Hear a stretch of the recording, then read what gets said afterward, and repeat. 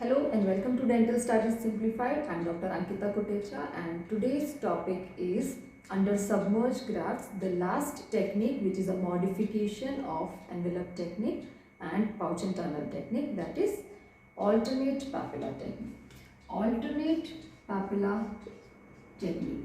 In Carranza, this technique is discussed in combination with alloderm, that is acellular dermal matrix. That is why I decided to take up this technique particularly in a separate video wherein we can discuss alloderm in brief as well. So first we will discuss alloderm in brief, followed by the technique wherein we use alloderm as the graft. So about alloderm, the main points are it is allograft. Please remember, it is an allograft and it is a brand name. Its actual name is acellular dermal matrix. So now you may ask, when we have the superior option, that is an autograft, that is connective tissue graft, why will we use an allograft which has a risk of disease transmission? The answer is in its name, acellular. See, the major risk of disease transmission is due to its cellular components, that is MHC1, class 1 and class 2.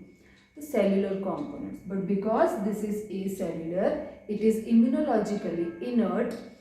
Also, it is biocompatible and its properties of physiologic breakdown and removal are in accordance with the human consumption, and that is why it is permitted to be used in humans, because it is biocompatible, its properties of physiologic breakdown and removal, and it is immunologically inert because it is cell-free, acellular. That is why alloderm is permitted for human utility. That is why we can use alloderm even though we have a superior option of an autograft connective tissue. But if you look thoroughly for connective tissue, the major drawback of connective tissue is second surgical site. That is a wound created there. Surgical site, second surgery. Okay. And the another drawback is limitations in terms of the quantity of graft that can be procured. See, now you will say that connective tissue graft is most commonly procured by trapdoor approach, wherein we suture the flap back and the healing is by primary intention and there is no open wound as in case with a free gingival graft. Then what is the problem with connective tissue graft? See, be it healing by primary intention or by secondary intention or even tertiary intention. Healing means there is a second surgical procedure that is performed there, a second surgical site, surgical wound is created there which is undergoing healing. Why to create a second surgical site or wound when we have a similarly or I'm not saying it is better performing. Of course, there is no difference in terms of the results when both the materials are used. But yes, when it is performing equivalent to connective tissue graft, and when some graft can be procured without creating a second surgical wound, then what is the harm in using it? When it is said that it is biocompatible and it is immunologically inert because it is acellular, then there is no harm in using it. I am not saying there is absolutely no risk in using it, but the risk is minimum or nil. It is so less with it because it is prepared in such a manner. So the major drawbacks, coming back to connective tissue graft, the major drawbacks are creating a second surgical wound site and limitations in terms of the quantity of graft procured. Imagine if we have multiple recessions to be treated, how much connective tissue will we be able to procure? How many surgical wounds will we create to procure connective tissue graft, or how large or big a surgical site wound will we create in the due course of procuring the connective tissue graft? See, there is limitations in terms of quantity, in terms of the anatomy of the palate, that is palatal vault, or even the type of the submucosa that is present in that donor site, that is let's say more of the glandular tissue, more of the fatty tissue, so the connective tissue procured will be less. And also our incisions are limited by the underlying innervation. So considering all those limitations, the quantity of connective tissue graft that can be procured is limited sometimes, whereas with allograft, this alloderm, it's unlimited. There is no limit to the quantity of the graft that is available to us. We can purchase as much alloderm required for our case. There is no limitations in terms of quantity, and mainly there is no second surgical site or wound created for the same purpose. So if we are getting a similarly performing graft without creating a second surgical wound and even without any limitations in terms of quantity, then why not? Of course, alloderm is a good or better alternative to connective tissue graft. Of course, connective tissue graft is the gold standard because it is an autograft, but there is limitations associated with connective tissue. That is why we have an alternative, which is alloderm, which is an allograft, but because it is acellular, means it is immunologically inert, so we can use it. Now talking about the alloderm, how it looks like a white strip. So how to use this alloderm is, because it is freeze dried and stored, the first step is to put it in the saline water for appropriate rehydration. The time of rehydration varies from 10 minutes, minimum 10 minutes for adequate rehydration. Only then it will work optimally. Thicker grafts, if the alloderm is thick, then it may take up to 40 minutes but not more than 4 hours. Please keep in mind these time durations, but most commonly it is 10 minutes. So what has to be done? We have to take 2 sterile dishes, let's say petri dish, and in each petri dish we have to place 50 ml saline per alloderm piece. We can soak multiple alloderms in a single petri dish. So the quantity is 50 ml saline per petri dish in both the petri dish. So total we have to take 2 petri dish, so total 100 ml saline, 50 in each petri dish, and remove the alloderm from its commercial packet and put it in the saline for rehydration. What happens here is, once it is soaked in this first petri dish, it has some backings or coverings. Those backings or coverings will start coming out and it will completely detach from the alloderm. What we have to do is discard those backings or coverings with sterile forceps and then transfer this alloderm in the next petri dish for rehydration. Here, let's say up to 5 minutes and the backings come out. So transfer it in the next petri dish and allow it to rehydrate for another 5 minutes. So total of 10 minutes as already discussed. Minimum requirement is 10 minutes. Thicker graft maybe up to 40 minutes but not more than 4 hours. So once the alloderm is adequately rehydrated, now it is ready for clinical use. So now that we see the alloderm, which is a rectangular strip, white color. So it looks like this. Clear? This is the bottom. So it has 2 surfaces. One is the basement membrane surface, the other one is dermal surface. I have just drawn it like that. It can be vice versa, but I am trying to explain there are 2 surfaces to this 3D piece. Basement membrane surface and the dermal or connective tissue surface. So now comes the next step, how to identify these sites. But before that, the question, why to identify these sites? Because several clinicians, several authors have their own opinions. Some say it is better to place the graft onto the tooth with the basement membrane side towards the tooth. And in Carranza, when this technique is discussed with alloderm, it is mentioned in the technique to place the basement membrane side outwards.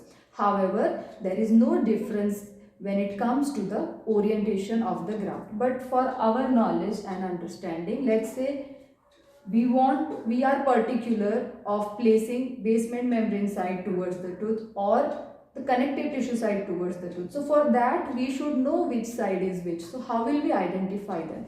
So the first and the short method of identifying the side is by its capacity or ability to absorb the blood readily. This word is important here, readily. Both the sides will absorb blood, but which side absorbs or soaks blood readily is what will decide which side it is.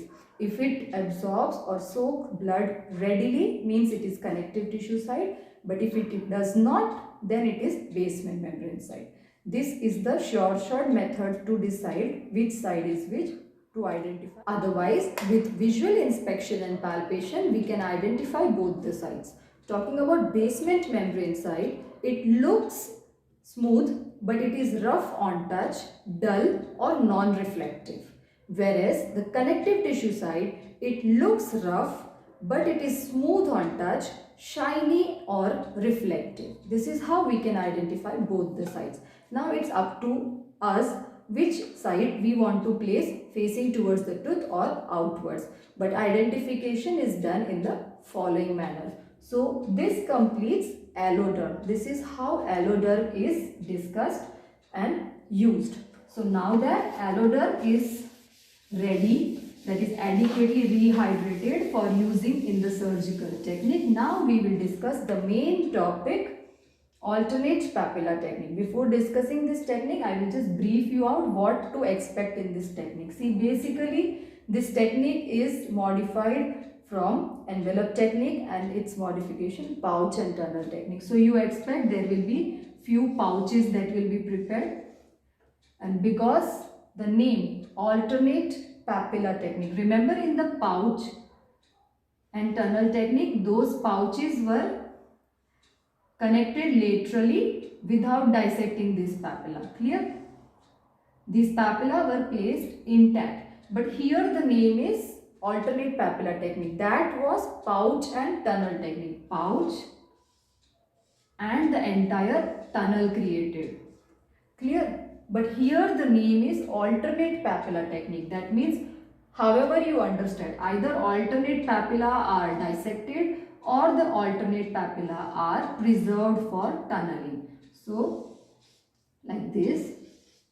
So let's say this papilla is tunneled, this papilla is dissected. This papilla is tunneled, this papilla is dissected. So either you understand it as alternate papilla are tunneled in the technique or the alternate papilla are dissected in the technique. That is the name of this technique, alternate papilla technique. That is what is implied from the name of the technique, alternate papilla technique. That is, alternate papilla are tunneled, alternate papilla are dissected or incised and opened. Now the question is, what was the problem with pouch and tunnel technique? Why this new technique? The answer is, this technique is trying to combine the advantages of all the techniques. See, the advantages of opening this papilla, sharp dissection, that is incising this papilla, is it will be reflected, it will give you access to the adjacent tunnel, our proper increased accessibility. So this is the advantages of dissecting the papilla, and tunneling will provide the benefits of graft containment, holding the graft, and then the resistance, retraction resistance, so that the flap is in its position, the graft is contained within it, the positioning of the graft and the flap, when the flap will be coronally positioned, these tunneled papilla will provide stability and retraction and resistance, and the main graft containment. So this technique is trying to combine all the advantages, accessibility at the dissected papilla and mainly graft containment and retention resistance at the tunneled sides. Clear? So that is why this technique, alternate papilla technique. So now we will discuss the technique in detail. Again, the technique steps are, first is root preparation, incisions and site preparation. Incisions, graft, there is nothing like graft procurement. Yeah, procurement in terms of purchasing it. Graft positioning, and finally suturing.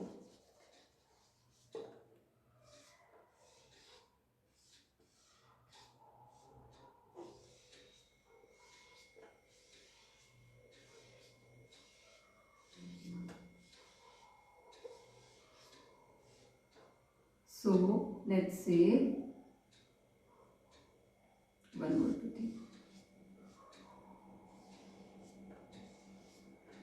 So here we have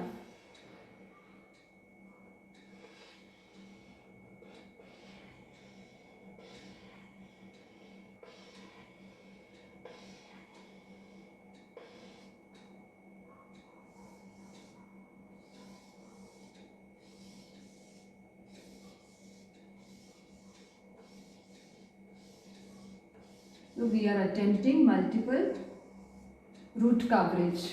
Okay, so let's say canine to canine.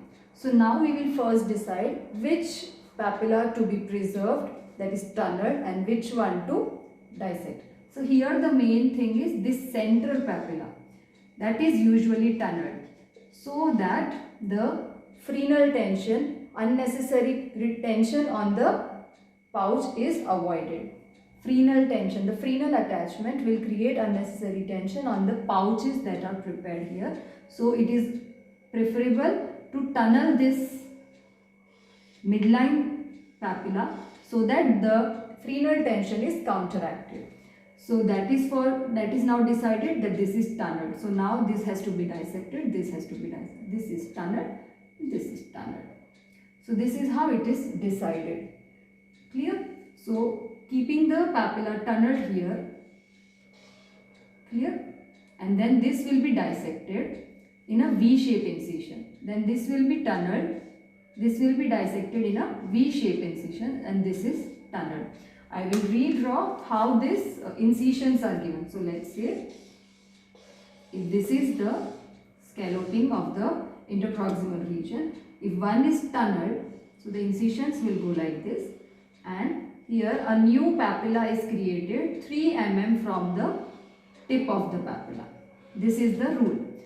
If you remember how we created new papilla in the video technique coronally position flap, the advanced flaps under which we discussed coronally position flap and salivary flap, the new papilla, the new surgical papilla that are created, which once reflected and coronally positioned will overlap this remainder portion of the anatomic papilla into its anatomic position. So these new surgical papilla are created 3 mm from the tip of the papilla. The flap preparation is a combination. Clear? Initially you start as full thickness and then it becomes partial thickness. So everything we discussed till now will be a full thickness flap preparation.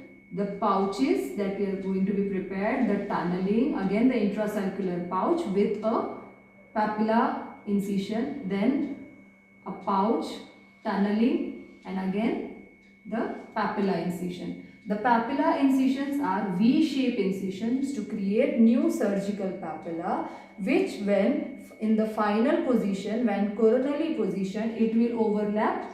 These papilla will be coronally positioned in this manner. It will overlap these papilla, and if you remember, these papilla have to undergo epithelial denudation,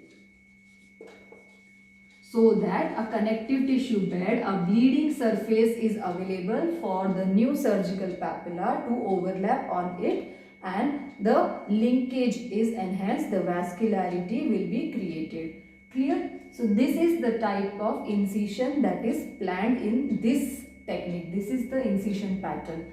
Full thickness flap preparation initially. Once these incisions are given, then these pouches are extended. You remember the technique, envelope technique, these pouches have to extend 3 to 5 mm in all the directions. That is, we have to cross the mucogingival junction. Only then it will be possible to release all the tensions, the muscle attachment, the periosteal attachments, and then it will be able to flap advanced coronally. Clear? So that is why the initial flap preparation is a full thickness flap preparation, followed by the pouch which is extended, which will be a partial thickness flap preparation. Apically the preparation will be partial thickness. That is why this technique has a combination flap preparation, full thickness followed by partial thickness flap preparation. Hope this is clear to you all.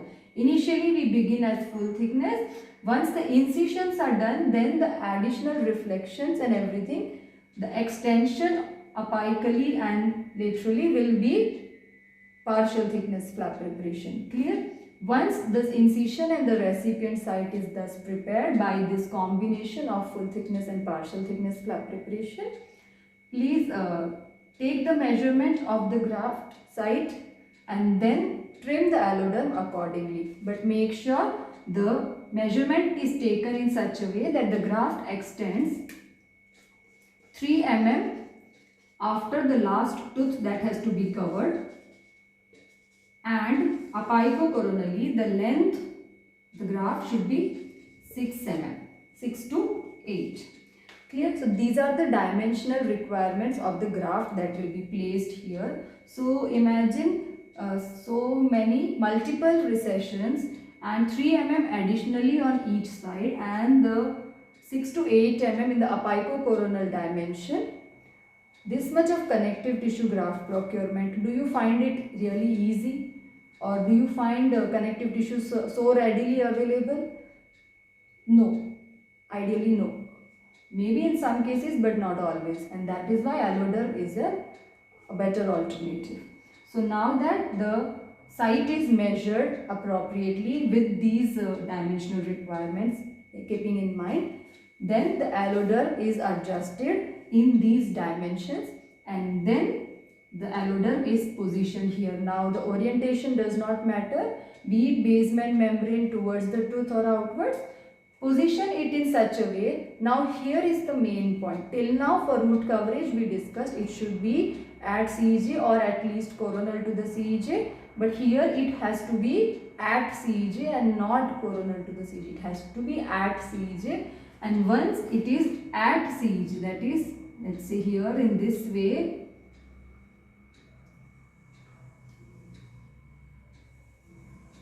this is completely wrong. The graft should not be coronal to the CEJ. The graft should be at CEJ. Let's say these are our teeth. Clear? So you can see the graft is at CEJ, not coronal to the CEJ, and then these flaps are advanced coronally. Clear? So before the flaps are advanced coronally, next comes after graft positioning, suturing. So in the suturing we have two parts. First is the graft suturing. Graft is secured in its position with sling suture. This graft is secured in its position by sling suture, and then the flaps are advanced coronally such that these dissected papilla will fit the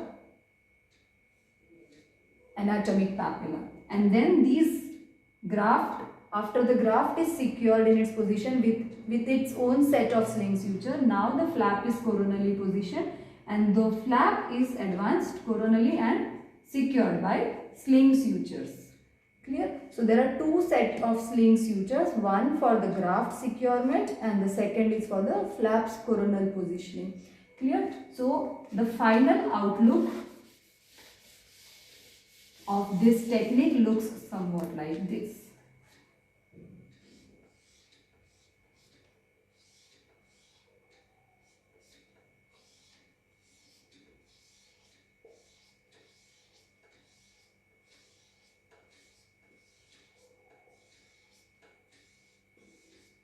So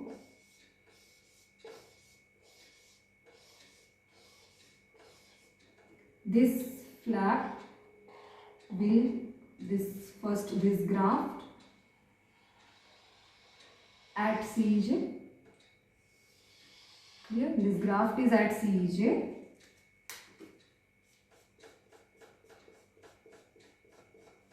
Okay, the graft positioning, and then the flap, one here it is tunnel, here it is tunnel, and here the new papilla will fit the anatomic papilla, then it is tunneled in the midline, and then the new papilla will fit into the anatomic papilla, again tunneled like this. Clear? So the first set of suturing is sling suture for the graft, and then followed by coronal positioning of the flap and sling suture for the flap secure. Clear? So this is how the alternate papilla technique is executed. The main difference lies in its name itself. In pouch and tunnel technique, we retained every papilla. We created pouches on individual tooth and every papilla was retained. That is why the name pouch and tunnel technique. The entire tunnel was created, also called as papilla retention procedure. Clear? But here alternate papilla are dissected or alternate papilla are tunneled, however, that is why the name alternate papilla technique. So this completes the technique alternate papilla technique in combination with alloderm.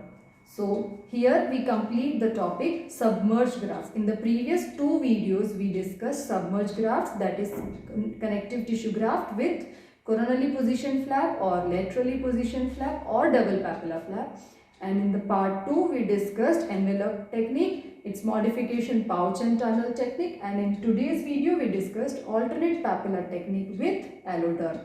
In the next video we will discuss non-submerged grafts, that is one stage and two stage. Clear? I hope this technique, this topic is clear to you all. But if you still have any doubts or any queries, feel free to ask me in the comment section below or mail me at my email ID dentalstudiessimplified@gmail.com. One important point, I have personally acknowledged all your requested topics, so please don't get disheartened, don't be disappointed. I will definitely discuss all your requested topics in detail thoroughly. But before that, we will complete this entire chapter, parodontoplastic and aesthetic surgery. Remember, we are still on the number 1 objective, techniques to increase the width of attached gingiva, that is to rectify the problems associated with attached gingiva. We are yet to discuss non-submerged grafts, and in the subsequent video after that, we will discuss the additive treatments, that is GTR, root surface biomodification, enamel matrix protein, everything in detail there. And then this first objective will be complete. After that, we will discuss the problems associated with shallow vestibule, problems with aberrant frenum, tissue engineering and aesthetics. Then this chapter will be complete. After this chapter is complete, we will discuss all the requested topics in detail in order. So please wait and have patience with me. I will definitely discuss all the topics. I hope this technique, this topic is clear to you all. This topic is getting easy for you all. But if you still find any difficulty, feel free to contact me on my email ID or comments or even the Facebook, Messenger, Instagram, and I will definitely reply to you all. Thank you for watching and listening to me. Study well. Have a good day. Stay safe.